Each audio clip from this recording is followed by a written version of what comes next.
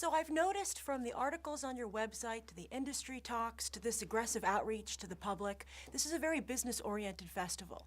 Is that because you're both such prolific producers? I didn't notice that it was industry or business. I think it's the business is changing, and so the way we're telling stories and the different types of stories that are being brought to the festival this year means that we have to look at how the business is changing and how you create is different because of technology. So I think it's that merging together of that dialogue that I think you're feeling. Speaking of business, sometimes festivals can seem like they're just another part of the Hollywood machine. How do you fight against that?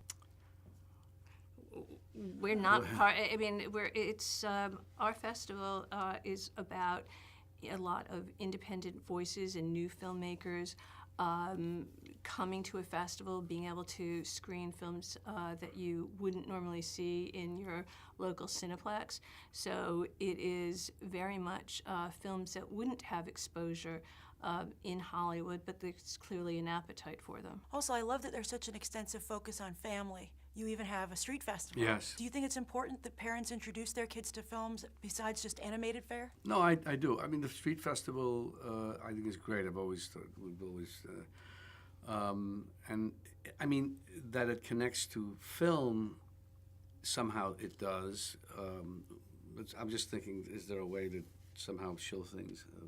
We do show some things, but clearly the art of storytelling is what we try to do a lot of at the street fair. It's not your typical street fair, so it's not a lot of tube socks.